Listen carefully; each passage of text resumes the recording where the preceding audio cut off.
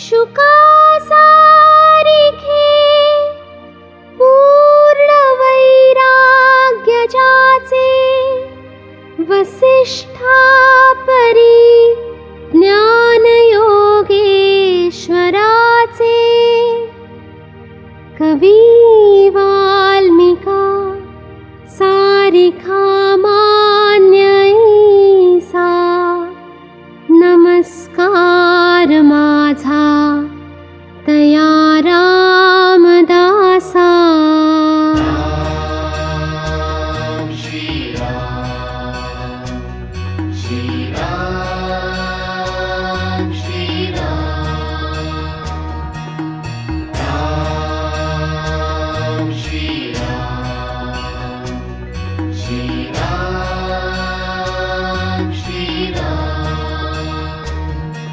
गणाधीश जो ईश सर्वा गुणांचा मुळारंभ आरंभ तो निर्गुणाचा नमो शारदा मूळ चत्वार वाचा गमो पंथ आनंत या राघवाचा मना सज्जना भक्तिपंथेची जावे तरी श्री हरी पाविजे तो स्वभावे जनी निंद्यते सर्व सोडून द्यावे जनी वंद्यते सर्व भावे करावे प्रभाते मनी राम चिंतित जावा पुढे वैखरी राम आधी वदावा सदाचार हा थोर सोडून येतो जनी तोचितो मानवी धन्य होतो मना वासना दुष्ट कामान ये रे मना सर्वथा पाप बुद्धि नको रे मना धर्मता नीति सोडू नको हो मना अंतरी सार विचार राहो मना पाप संकल्प सोडून द्यावा मना सत्य संकल्प जीवी धरावा मना कल्पना तेन को विषयाची विकारे घडे हो जनीची नको रे मना क्रोध हा खेदकारी नको रे मना कामना ना विकारी नको रे मना लोभ हा अंगीकारू नको रे मना मत्सरू दंभ भारू मना श्रेष्ठ धारिष्ट जीवी धरावे मना बोलणे नीच शोषित जावे स्वये सर्वदा नम्र वाचे वदावे मना सर्व लोकासिरे निभवावे देहे त्यागिता कीर्ती मागे उरावी मना सज्जना हेची क्रिया धरावी मना चंदनाचे परित्वाजी जावे परियंतरी सज्जनानी ववावे नको रे मना द्रव्यते पुढिलांचे अति स्वार्थ बुद्धी नरे पाप साचे घडे भोगणे पाप ते कर्म खोटे न होता मना सारिखे दुःख मोठे। सदा सर्वदा प्रीतिरामी धरावी,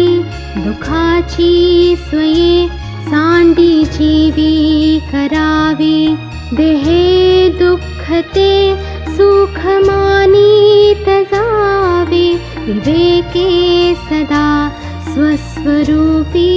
भरावे। जनी सर्व सुखी असा कोण आहे, विचारे मना तुझी शोधून पाहे, मनात वांचिरे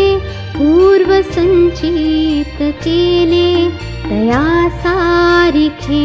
भोगणे प्राप्त झाले। मना मानसी दुःख आणू नको रे, मना सर्वथा शोक चिंता नको रे, विवेके देहे बुद्धी सोडून द्यावी,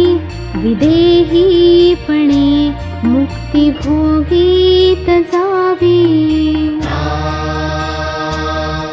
मना सांगपा रावणा काय झाले, अकस्मात ते राज्य सर्वे बुडाले, म्हणूनी कुडी वासना सांडी वेगी, बळे लागला काळ हा पाठी लागी। जीवा कर्मयोगे जनी जन्म झाला, परी शेवटी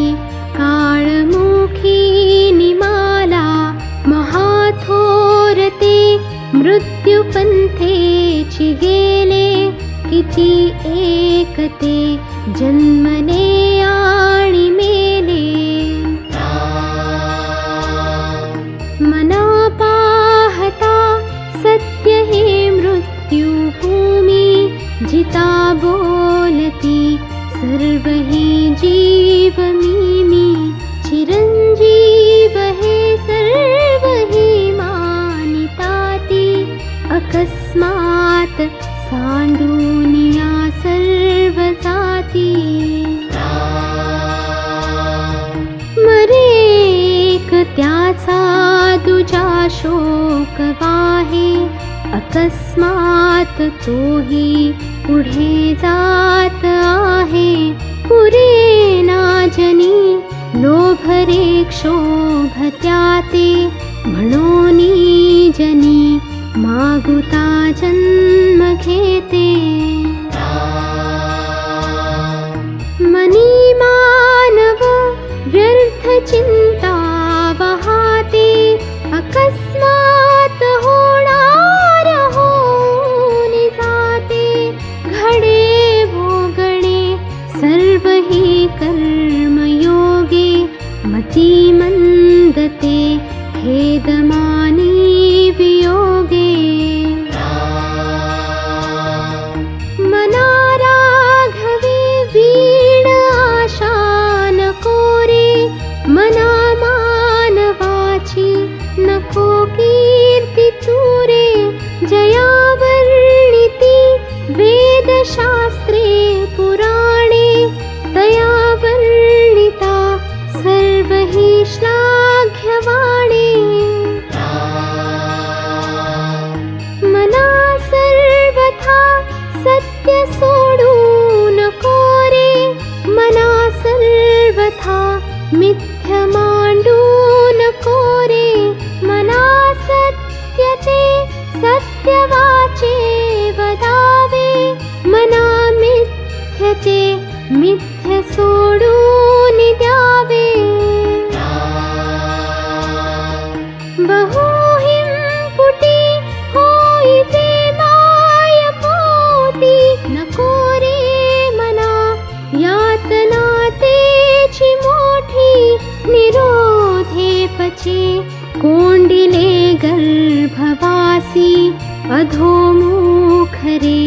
दुःख त्या बाळकासी।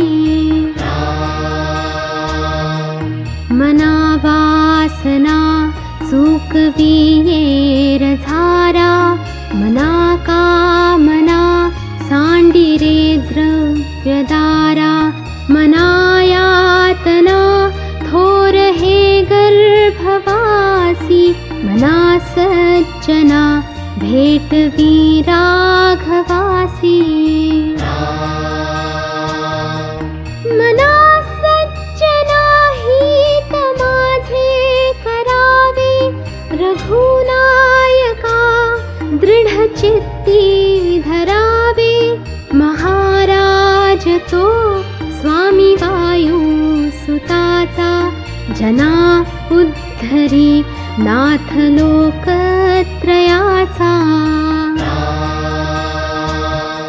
न बोले मना राघवे वीण काही जनी वागे बोलता सुख नाही घडीने घडी काळ आयुष्य नेतो देहांती तुला कोण सोडू पाहतो रघुनायका वीण वाया शिणावे जनासारिखे व्यर्थ का बोसवावे सदा सर्वदा नाम वाचे वसोदे अहंता मनी पापिणी ते न सोदे मना वीट मानू नको बोलण्याचा पुढे मागुता राम जोडेल कैचा सुखाची घडी लोटता सुख आहे पुढे सर्व जाईल काही न राहे समर्थाचिया सेवका वक्र पाहे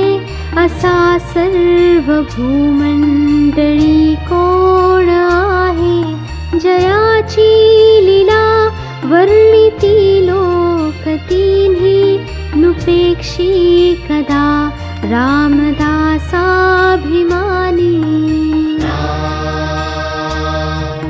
असे हो जया अंतरी भाव जैसा वसे हो तया अंतरी देव तैसा अनन्यासी रक्षित से चाप पाणी नुपेक्षी कदा रामदासाभिमानी मना पाविजे सर्व ही सुख जेथे अति आदरे हे विजे लक्ष्य तेथे विवेके कुडी कल्पना पालटीजे मना सज्जना राघवी वस्ति कीजे जयाचे निसंगे समाधान भंगे अहंता अकस्मात येऊन लागे तये संगतीची जनी कोण गोडी जिये संगतीने मती राम सोडी नसे अंतरी कामना ना विकारी उदासीन जो तापसी ब्रह्मचारी निराला मनी लेश नाही तमाचा जगी धन्य तो दास सर्वोत्तमाचा मना राम कल्प तरु कामधेनु निधी सार चिंतामणी कायवानु जयाचे नियोगे घडे सर्व सत्ता तया साम्यता कायसी कोण आता सदा राम नामे वदा पूर्ण कामे कदा बाधिजेनापदा नित्यनेमे मदालस्यः सर्वसोडो निद्रावा प्रभाते मनी रामचिन्तित जावा धरा श्रीवरात्या हरा अन्तराते तरा दुस्तरा व्यापरा सागराते सरावीसरा व्याभरा दुर्भराते करानीकरा व्याखरा मत्सराते नये रामवाणी तया थोरहाणी जनी व्यर्थ प्राणी तया नाम काणी हरि नाम हे वेदशास्त्री पुराणी बहु आगळे बोलिली व्यासवाणी यथा सांगरे कर्म तेहि घडेना